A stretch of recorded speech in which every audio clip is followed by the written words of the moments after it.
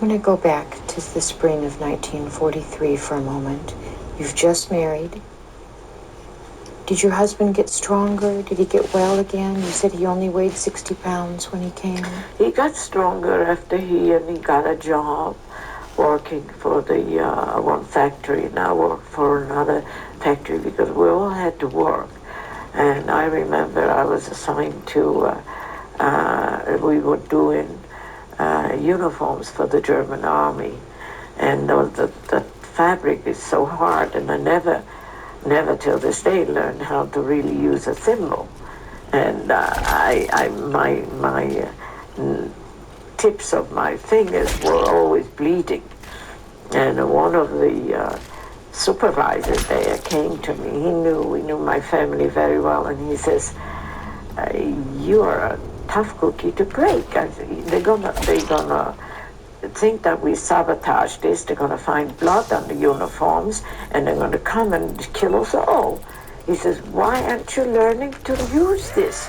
You won't bleed. You won't hurt your fingers." I wore it here and I pushed it with these fingers, I just couldn't get the hang of it. But we manufactured those uniforms, and they were pressed by others. It was like a production factory, We had to produce an X amount, otherwise they are not going to deliver the next day's ration, and the ration was not enough to live, and too much to immediately die, because many of us would have preferred to die. I mean, this was no life. And pills for 4 years not to have a piece of bar of soap. It was awful. And then one time after I was married, we had our own little apartment.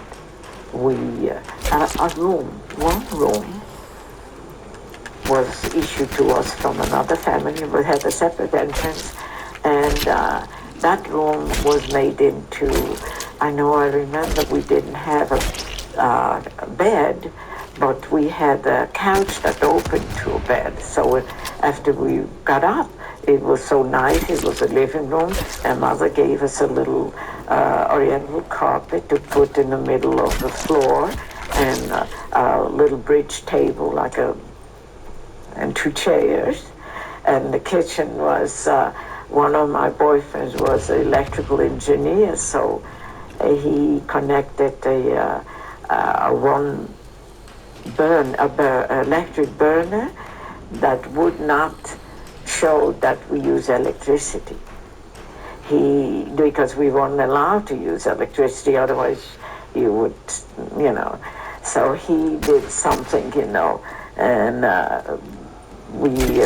the little kitchen had a little,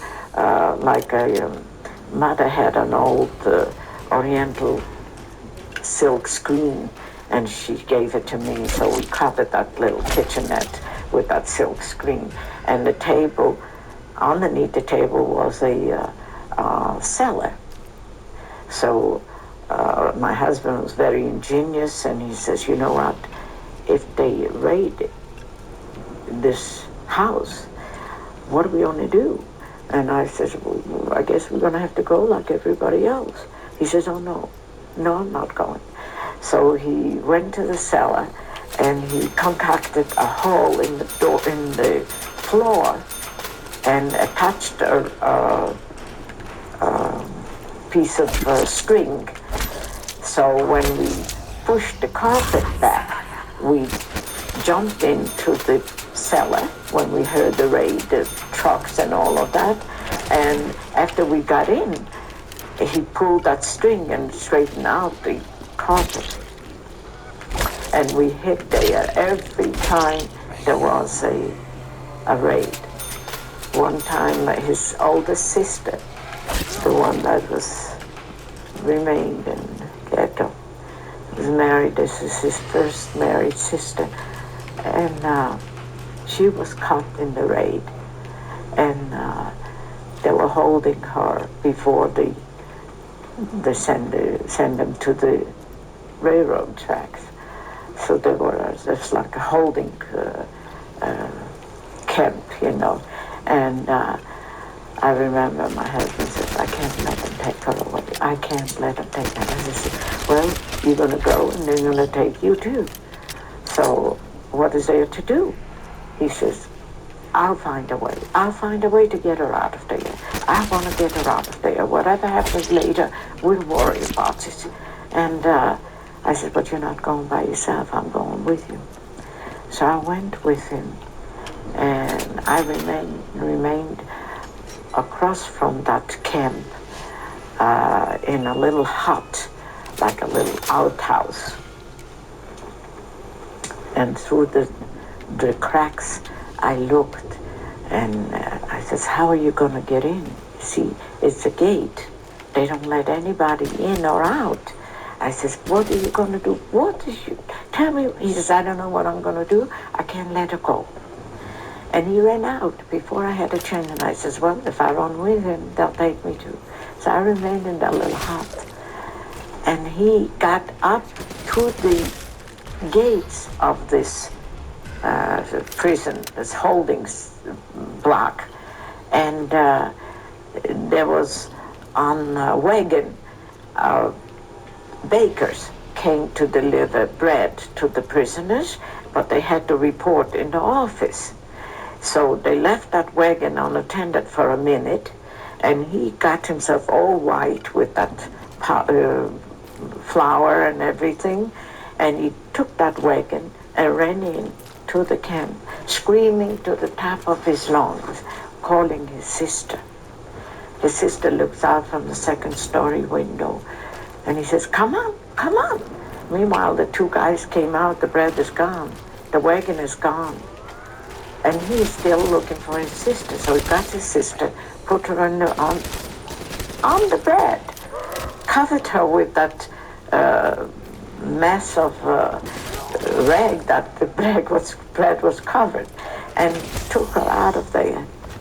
He left the wagon in maybe 10 feet before he came to that shack.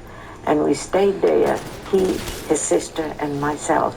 We stayed there probably for the day until it got dark that we could get home.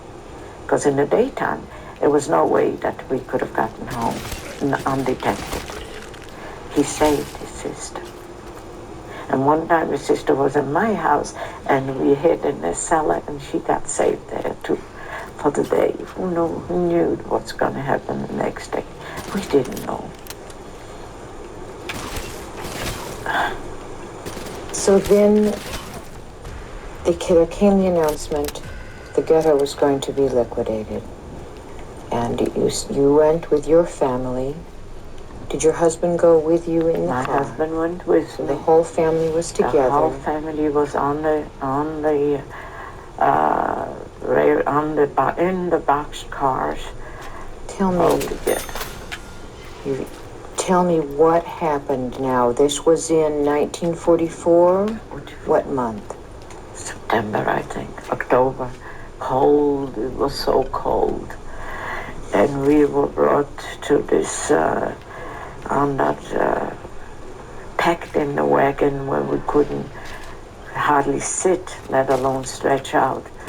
And those were lucky that were against the wall, because the icicles sipped through the cracks, and we were able to wet our lips at least, you know.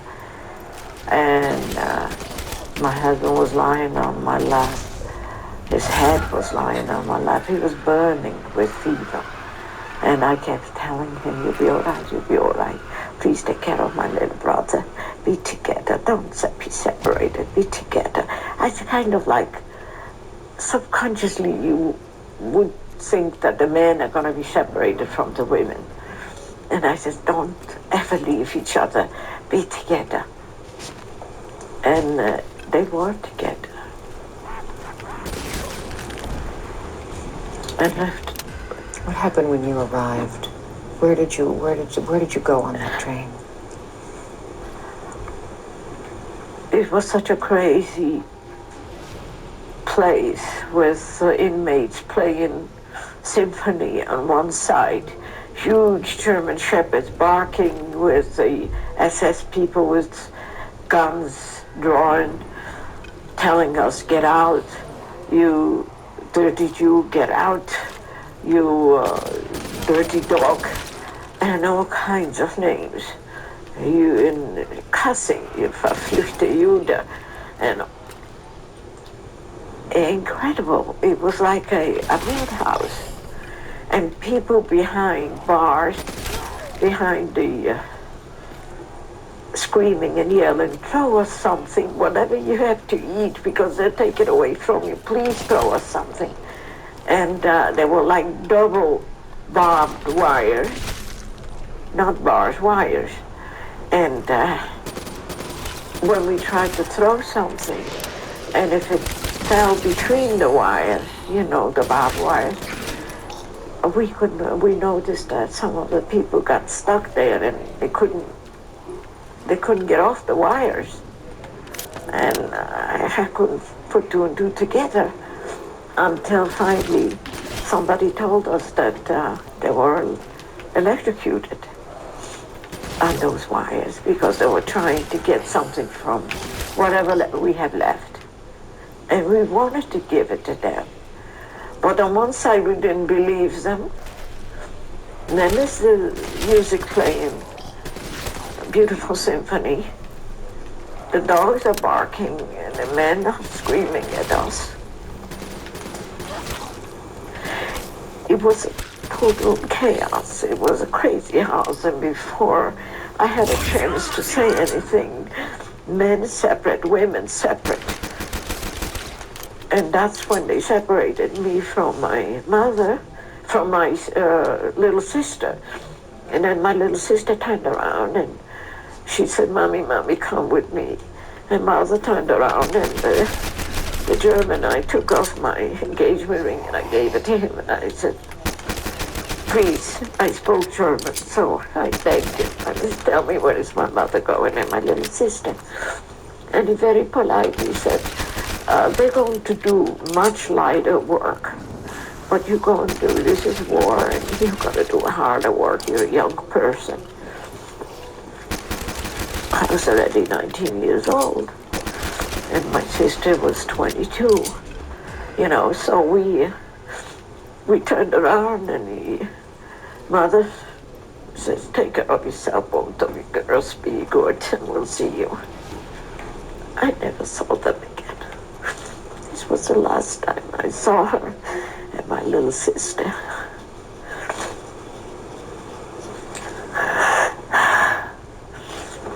And I still believed.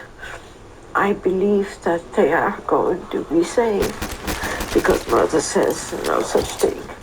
Another human being can't do harm to one human being can't do harm to another.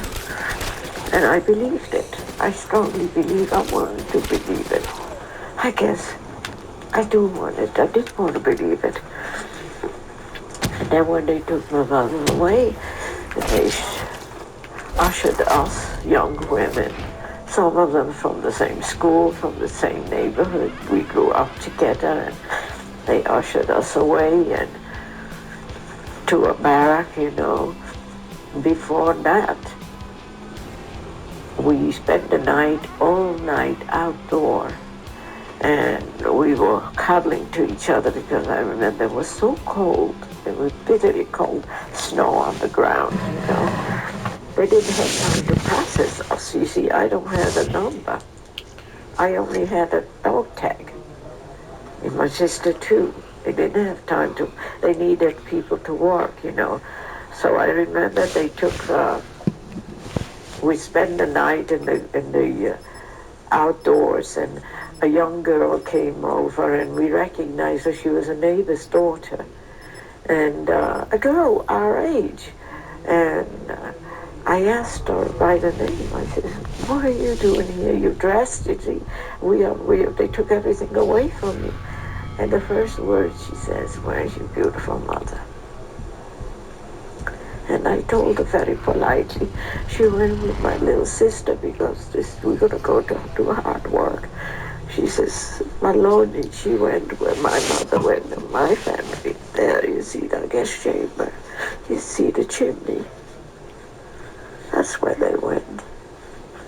That's when I found out that right there.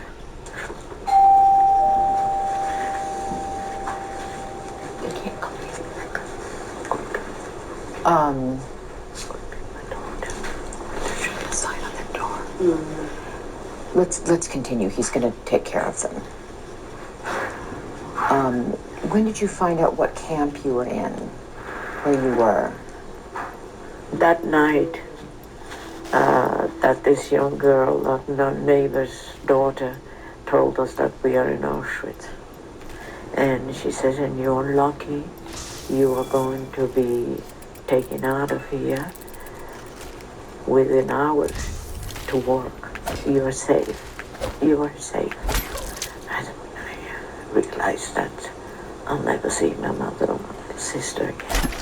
Because she told us the truth.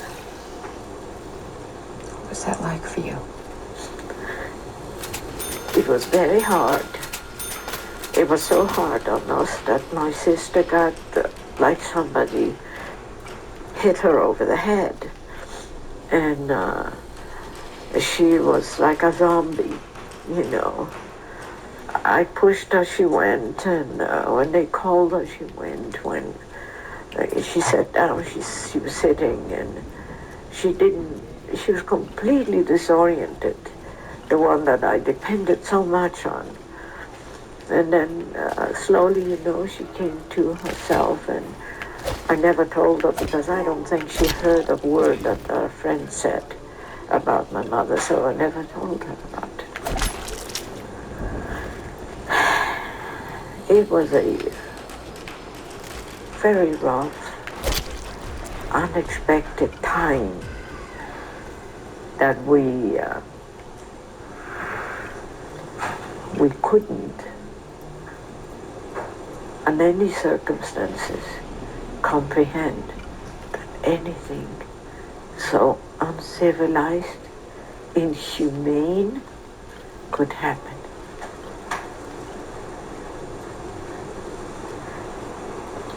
This is 50 years after my liberation. I still can't accept it. I had nightmares and I'm running and trying to catch my mother. She's not there. It's very difficult to, under normal circumstances, we all know that we was passing through here. I know that God willing, you know, I will die a normal of old age, you know. But I wouldn't be destroyed at the age of 44. I had a beautiful life. 44 years old, none of us except me were married. That's when Mother insisted I should see one child married. Please get married. And I did. And it was for her that I did it.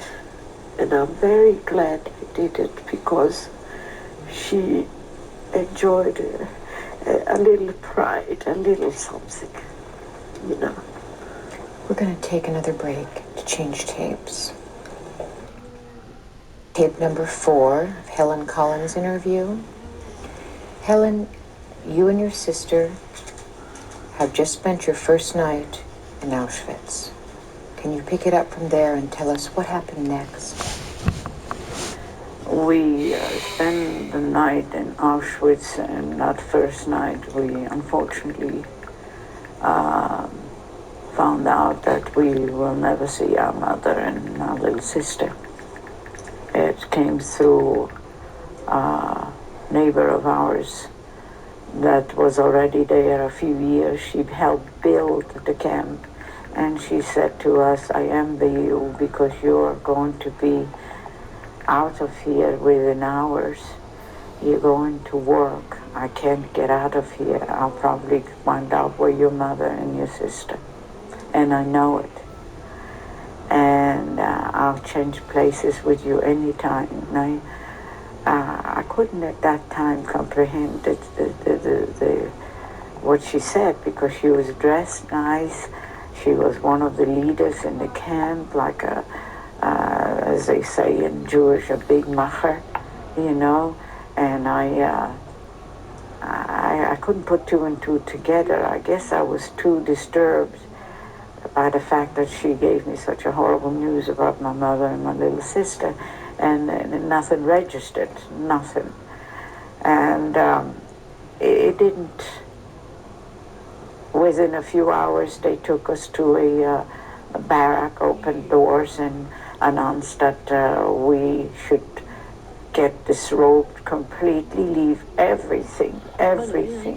Do not take anything with you. Leave it on a little pile right in front of the door, and when you come out, you'll have it. And that was our original clothing that we traveled in, and we did.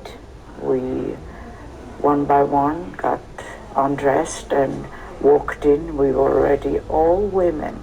The men were already away from us. And we got into this barrack. It was a huge barrack with a few little showers hanging off the ceiling, and could have just as well been a guest chamber, but fortunately for me and the rest of us, they needed 800 women to work. And I was one, and my elder sister of the 800 that we were sent out the next morning. We got into the shower and never came back that same door. We would let out another door, and there men were standing laughing at us because we were completely nude, wet, and they were making fun of us. And we couldn't figure out, we just couldn't figure out what is next. And they called us to come forward. And when we came forward, they were there with a shaver, a hand shaver, and they shaved our hair. And then we had to stand with the hands up, legs stretched, to examine if we didn't hide anything. I hid my parents' picture in my mouth, just the heads. And they made me open my mouth because there were some that had gold crowns, at which point they would pull them and throw them in a box. The box was bigger than me, full of crowns, you know, gold teeth and crowns. They didn't care whether the crown came out with the tooth, without any anesthetics, without anything. They just pulled it with a plier. And I didn't know that they were going to look in their mouth. I got the beating of my life because I had these pictures hidden of my parents. I wanted to have something. Unfortunately, I couldn't save them, and then they pushed me further, and there was another woman there with a brush that she dipped in a bucket with kind of chlorine, and she rubbed it on my face, on my head, and it dripped all over my eyes. For hours my eyes were burning, and she put it under my arms, between my legs. It burned the devil out of us. We were crying, all of us, from that. And then we had to go further away, where they assigned us clothing. We never did see our clothes anymore. And when they assigned us the clothing, I was a size 4 maybe, and they gave me a a woman's size, maybe 14, 18 dress, a dress that was to my ankles, and it was so huge. And I really, no underwear, no shoes, nothing.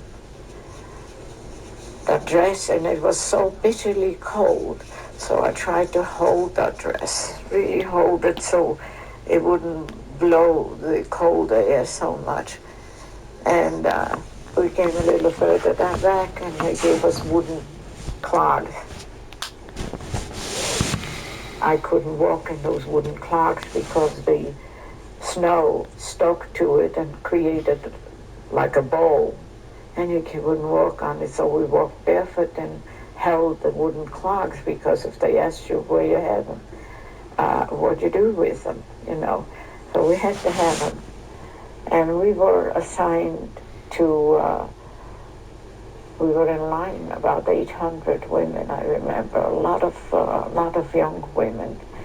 And from Auschwitz, we went to camp to Bremen. And in Bremen, we were assigned to work with German bricklayers and cement workers, and we were the ones that carried the water. There was no water nearby, so we walked. 50 women were assigned to each project every day, every morning, and they gave us those holders, you know, wooden holders, to carry the buckets of water to the bricklayer.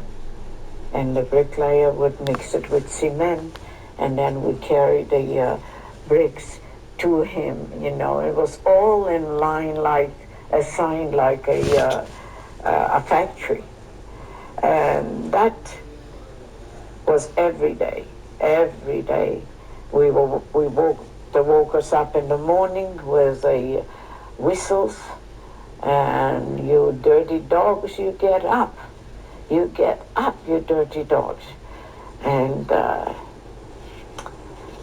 next day we didn't know where we were going to be. We were never assigned to the same project every day. There was another 50 women that went to that project. I was the next day assigned to, or 2 days later, to clean up there were a lot of homes that were destroyed by the British and the Americans, and they wanted to reuse the bricks. So we were assigned 50 women with little tools to scrape off the concrete from the bricks and set the bricks up to be reused. We were in a home where it was partially destroyed, but as hungry as we were, something told us that in the basement may be something there. And we found jars, some of them broken, and who cared, you know, a piece of glass, it didn't matter. Jars of pickled beans, preserves, preserved cherries and pears. And I remember so vividly, like today, we were like children in a candy store. We didn't know what to do. And one found out from the other. Before you knew it, all 50 of us were in the cellar. And the 2 men and 2 women that were watching us in uniform, couldn't figure out why we are not at work cleaning those bricks. So they came to the cellar and they says, they started yelling at us, and you come out, you dirty dogs, you come out, you pigs, and all kinds of language. And so my sister, being that she was the older, she told them, she says, you get out, all of you get out. I'll try to save some. I put it in my pocket. I put it in any ways I can. I'll take it with me. Because we knew we're not going to probably be assigned the next day. And some of the other group would have it. So, survival is the strongest thing. So we try to eat as much as we could. And my sister remained there. They couldn't forget all 50. So three were over here, five were over here, a few were in the other corner. They couldn't figure out that she was missing. And she was loaded. Poor thing was so full of stuff trying to take with her to the camp to divide it in our back.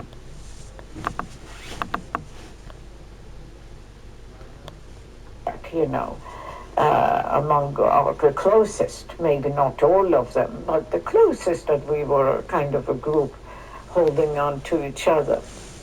And finally, she came out because it was close to leaving. It was almost dark, and they loaded us on a truck. And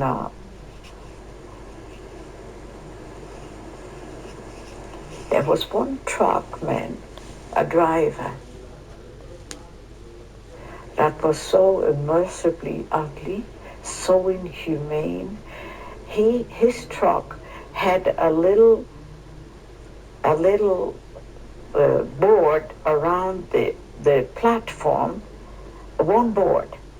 And so when he loaded us on the truck, unless you stood right by the where he drives, what do you call that? The cab of it.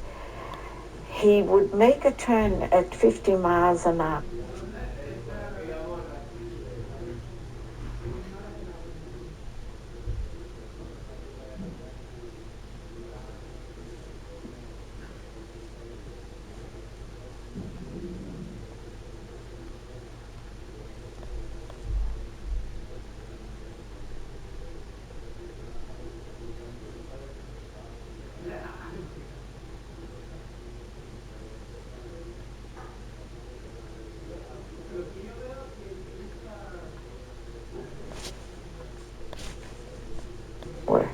Where one will pull the other trying to hold on, and consequently will fall off. At which point he got hysterical and backed up, and we inevitably took with us always one or two bodies to the camp, because we had to bring the 50 people, regardless were dead or alive. He was so ugly that whenever we were assigned to his truck, we knew somebody is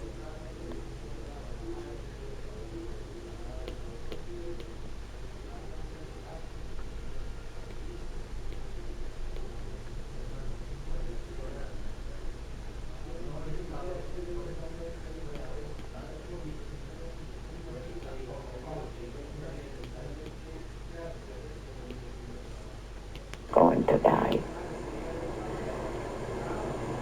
One hit two bodies to the camp, because we had to bring up. One will pull the other trying to hold on, and consequently will fall off. At which point he got hysterical and backed up, and we inevitably took with us always one or two bodies to the camp, because we had to bring the 50 people, regardless were dead or alive. He was so ugly that whenever we were assigned to his truck, we knew somebody is going to die.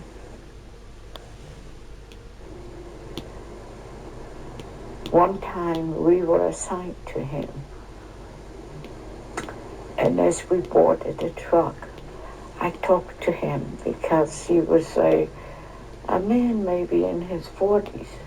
He was not old. He could have been my father. And I talked to him in German, and I said to him, I hope your child is not mistreated.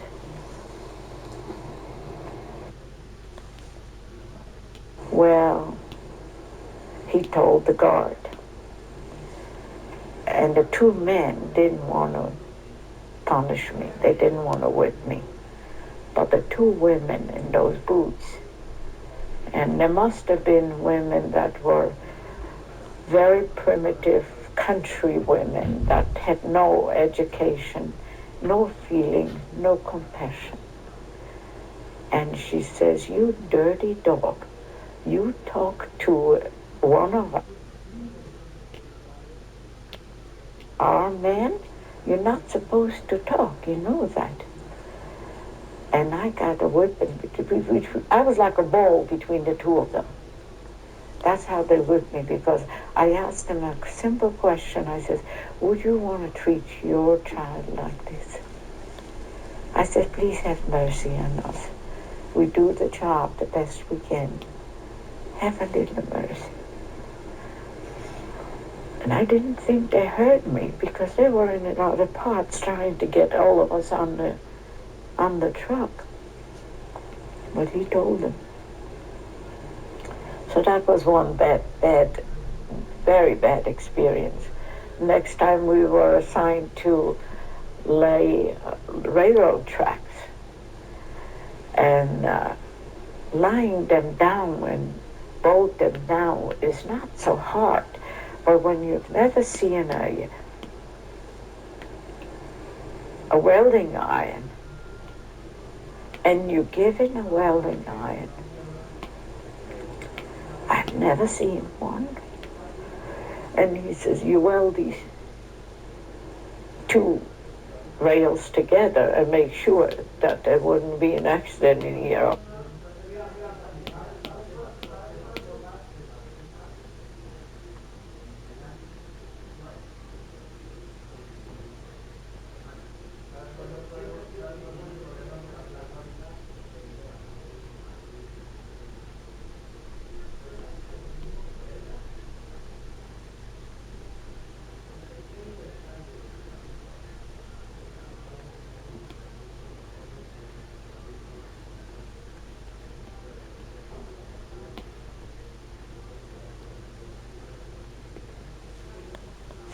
Or you had this. And so I started doing it, and all these sparks flew all over me, and I was really burned. And I knew I'm not doing the job right. I knew I wasn't doing it right. So I turned around and I asked the same guy, not that driver, but one of the supervisors that showed us, wanted us to do this. And I said, "If you'd be so kind to show me how to do it, I'll do it right. You have to only show me once. I want to do it right."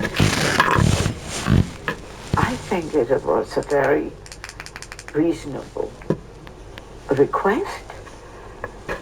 I didn't want to sabotage the train, and I wanted to do it right.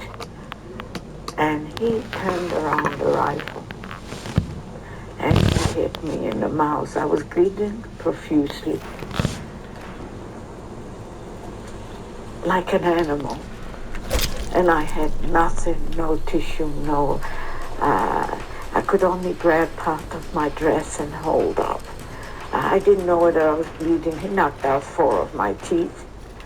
And I didn't know whether I was bleeding from my teeth or from the nose or what happened, the lips. I was a mess, a total mess. And all this time, my sister couldn't come to my rescue, because she mustn't identify herself that she is related to me, because the object of breaking our hearts was to separate us. So she didn't say anything, and she turned around and she cried to her friends, and she says, "Go and see if you can do something for her." So whenever the one came to me, he says, "You want to get it too?" And he pulled the rifle, turned the rifle around with the butt of the rifle, and he says, "You want to get it too?" So it was impossible to be human and act human and not being able to express yourself, to say something, to ask, to talk like a human being. We were addressed as, mine was 1919. My sister's was 1920.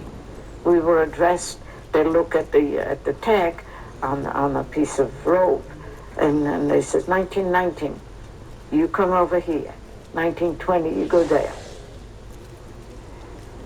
was the life. It's incredible to looking back to all of this. I often wonder, with so little Kinderstube means home upbringing, because I was so young when everything was destroyed. I often wonder how I can be civilized and fit in this environment with true civilization. I don't know. I often wonder how. I think it was my parents' prayers. And she always said as I was growing up, she says you should only have, how did she put it in I could say it in Polish, you should have, you should only look beautiful and smart by strangers. And I think they prayed for it, because I have no strangers. Everybody I touch remains always a friend of mine, because I love humanity. I still love human beings. To me, you cannot buy a human being. You cannot replace a human being. Everything, any possession can be replaced, but no human being. And all this, more so than ever before, after the war, I learned how important a human being is, how serious, how cherished. We should cherish every moment with every human being. I have no animosity to anybody. It was a wrong time to be born in, a wrong time to be raised. But I do hope for my grandchildren and my great-grandchildren that life will be for them a little bit more humane, and people will be a little bit more cordial to each other, more acceptable to each other's, for each other's feelings and each other's beliefs and nationality and race. We must respect one another. There is no other way the world will survive. Let's go back to the camp. How long were you there? How long was I in? How long were you in the camp? I was in the camp since September of 93 till September or October. I don't know exactly when it began. And I was liberated on April 15, 1945. So you went to the camp in so you went to the camp in 1943? 43. They liquidated the ghetto. In 1943. And I went to the camp in 43 and was liberated on my birthday, April 15th, on my birthday. The night before my birthday, it's a very interesting, in Bergen-Belsen, the Germans had given the barrack, they distributed extra rations of bread. And they stopped by my barrack. The barrack before me had received the bread. And I told my sister, I says, isn't that terrible? My birthday is tomorrow. I could have gotten extra ration of bread. I wished I did. She says, well, it got late and they didn't have time to distribute it. Tomorrow they're gonna start are you also not going to continue with the other barracks? I said, yeah, I don't know, they may have run out of bread. The next morning, we didn't hear whistles, we didn't hear dog barking, we didn't hear people yelling at us, you dirty dogs, you dirty pigs, you get out, you know, and sometimes 4, 5 o'clock in the morning. And we were so scared, like we were always being told when to do what to do. So here we are, it's already daybreak, nobody calls us, nobody wakes us up, nobody tells us to get out. What is going on? They're like abandoned little orphans. And finally it got noisy outside. And not the noise that we used to hear, the dogs barking and them screaming at us, you know, getting up and get ready to go to work. And I remember, and I don't know whether it was my sister or somebody else, they opened the door from the barracks and they looked out, and the first thing they saw was a British Red Cross tank. And they turned around and I get goosebumps. And they yelled so loud, and they turned around and I get goosebumps. And they yelled so loud, we're free, we're free, we are free. And we were like little orphans. We were afraid to move, you know, we were lying on these, you know, these bunk beds, and we're afraid to get up and get out. And finally, I remember one of the chaplains came to the door, and he opened it wide. And he says, I'm a British chaplain. Why you? And I spoke a little bit English, not enough to converse, but enough to tell who we were. And he says, you are free, come out, you are free. Some were dancing, some were crying, some were on their knees, you know. And the expressions that each and every one of us had, individual feelings of being free, was something indescribable. It was, that was my birthday. And the British gave us a ration of potatoes, and we didn't have an oven, we didn't have a stove, we didn't have anywhere to cook it. So my sister and her friends put 2 little bricks together and made a fire from straw and little branches, and threw the potatoes in, and then she gave me a potato, and we didn't have a mirror, so they were hysterical because I was so overwhelmed with that baked potato with the ashes and everything. My whole face was all black, the nose, my chin, my cheeks, everything. And they didn't want to tell me, they just started laughing, hysterically. I said, what are you laughing? It's my birthday, I can eat what I want.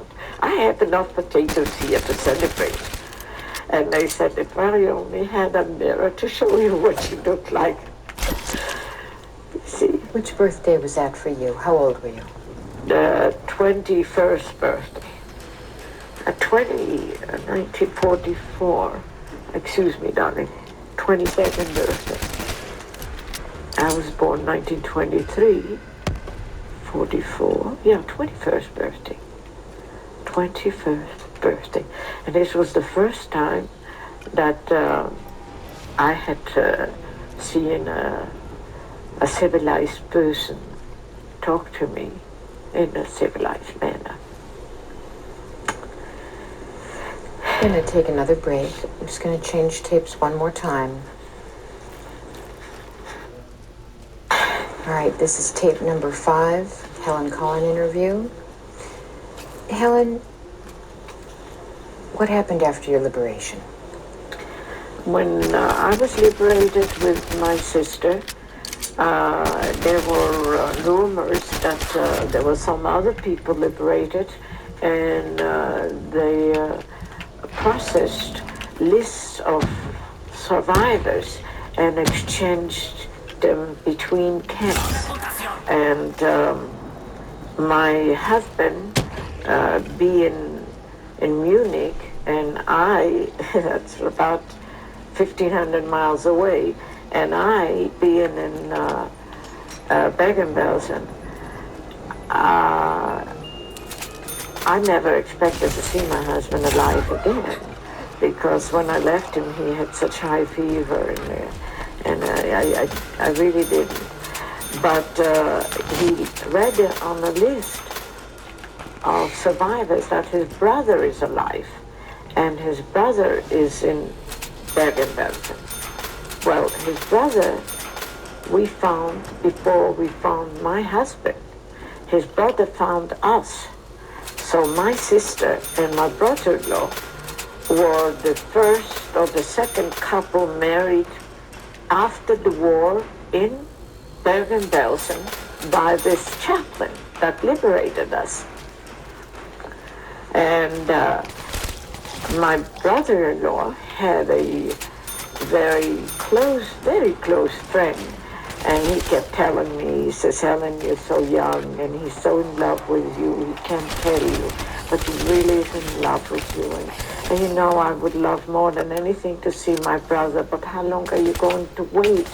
We won't find him. He is not with us by now. We won't find him. How long had you waited by that time? This was a few months, and the lists were coming from everywhere, and I had not heard anything from my husband. And I lived, my sister being that she was married, she was assigned a separate little, like a little apartment, you know, for a married couple. And I lived with 4 other girls, house away from them. It was all in Bergen-Belsen. This was the military housing before the war for the Germans. And they assigned us after we were liberated out of the barracks into these houses, which was already more civilized. And I remember that finally, after a long conversation, my brother-in-law says, believe me, if he's alive, he would be here, your husband. He probably is not alive. Go out with him. He wrote already to his family in America that he found the most wonderful girl he wants to bring with him to America. And he is in love with her so much. And she's the sister-in-law. He described everything. He says, go out. So I says, well, time has come. I have to go out with him. So he prepared a picnic basket and 2 bicycles he rented somewhere, God knows where. And I was at my sister's house waiting for him to come pick me up. Suddenly, from the house I was living in, came the elder woman that was like our mother. And she came crying, sobbing. Helen, your husband is alive. Your husband, the girls came running first. But I didn't believe it. I said, oh, they're jealous because I'm going out on a date. That can't be possible. And I was on the 2nd floor with my sister and my brother-in-law waiting for his friend to come pick me up. And then when that elder woman came running, I knew it's true. So my husband walked in there. He had gotten our list of names.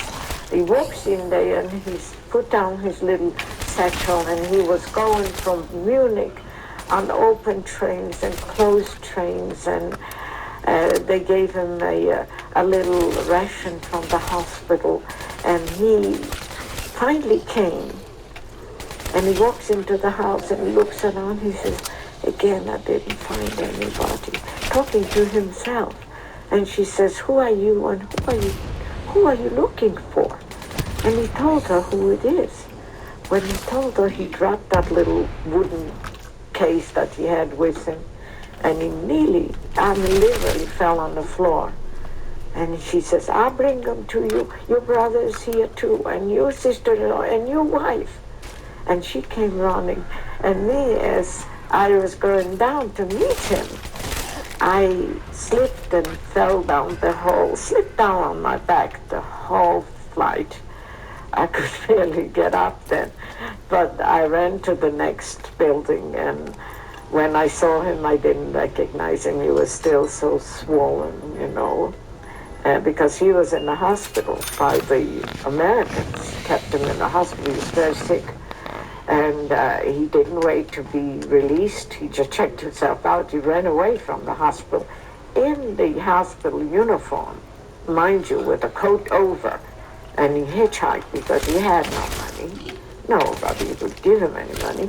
And he came finally, and that's how we found each other. And of course, the friend of my brother-in-law disappeared. I haven't seen him since. So, what were the names of your husband and his brother? I don't think we've covered that yet. His brother was 3 years older, and he was married to my sister. His brother-in-law's name was David, and my husband's name was Kopel, Kopel. And was it originally? Originally, yes. That was his name. And the last name was spelled in Europe, Kolin. But we have found family in America. When we first came, a cousin of my husband's, he was a professor at the New York University, and they have changed their name to Colin, and they were very persistent, they really wanted us to change it to Colin, and this is how we became Colin instead of Kolin. And how long did you wait to come to America? I was very fortunate because I moved out of Bergen-Belsen to a place called Bremen. In Bremen, we had an American consulate. And in Bremen, I persuaded a lot of people, unbeknown to me, that we had family that could have sponsored us easily. But the Hebrew Immigration Society sponsored myself and my husband to come to this country. I was every day there. I was really a pest because I found out that I was pregnant. And I said, under no circumstances will I have a child in Germany. I says, there is no way. I'm going to commit suicide. I threatened everything. And finally, they could see that I was a very determined person, and they scheduled me on a ship to come to America. I was 3 months pregnant when I came to America, and my beautiful daughter, first one, was born here. And I had already a little family with me because it was my husband's cousins and his wife and their family that really embraced us. So when was your daughter born? My daughter was born in 1946, February 24th, 1946. Where was she born? In Brooklyn, New York. And what's her name? The New York Infirmary. And what is your daughter's name? Muriel, Muriel. She's named after my mother. My mother's name was Miriam. And I wanted to name her Miriam, and then my cousin said that this is more biblical name. Let's name her Muriel, which is a very American way. And I says, let's go with it. Did your sister and your brother-in-law stay in Europe longer? No, they came shortly afterwards, and they stayed with us for a short while because we were very fortunate right after the war to get a little railroad four-room apartment. Our cousins were very nice about it. They found us an apartment, and my husband found a job, and